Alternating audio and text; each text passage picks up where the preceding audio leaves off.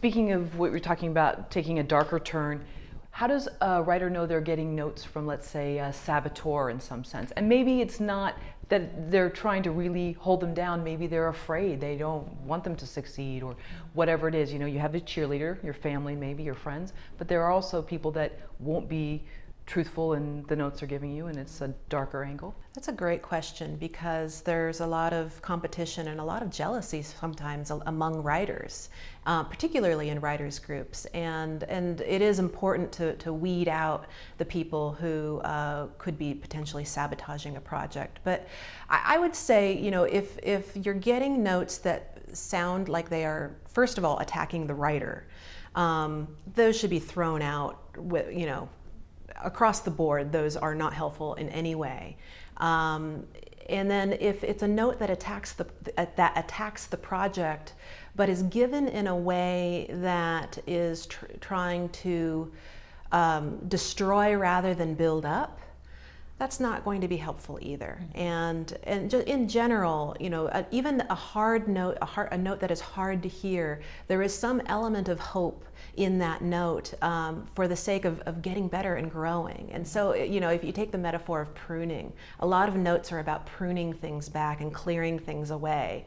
But that's only for the new good things to grow stronger and better. Yeah, we've both received just awful notes, and in terms of somebody using the notes process in a destructive way, one time I had a producer who we had tension on a project, and she wanted to take me down a peg, and I kind of felt that, and she said as much. But so then on the script she said, "What's this line in the script here? What is that?" And I said, "Well, that's, it's a joke. It leads into the scene."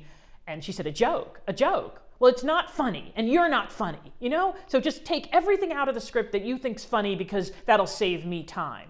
All right, now this is a great example of somebody who's now moved beyond the notes process into trying to rein in the writer or rein in, whatever, by, really just kicking somebody in the gut.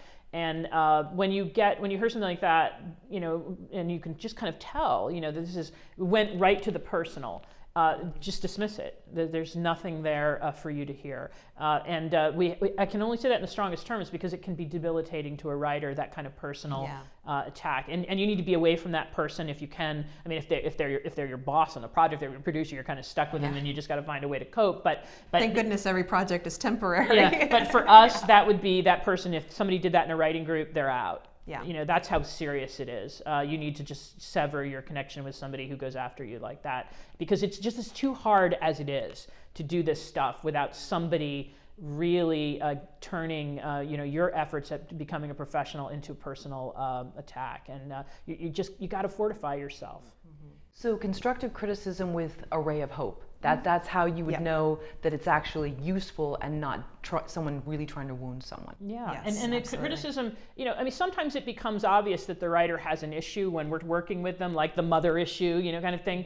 But we don't go there really unless we're invited to, and that's another thing. When it moves into the personal, the writer really needs to be the one to say to you, I wonder if I have mother issues and I can't do this story. But for us to make that jump, it's very unprofessional. We're there talking about, when we read this scene, this is where it leaves us. It's not bringing us where it needs to. And that's pretty much the best kind of feedback for a writer to get. So any kind of personal stuff, now you've moved out of the realm of professionalism. And we're very big on, this is a profession and a craft, and you need to have professional standards of behavior. That's the whole third part of Notes to Screenwriters is about that, because we've seen too many people fail because this is storytelling.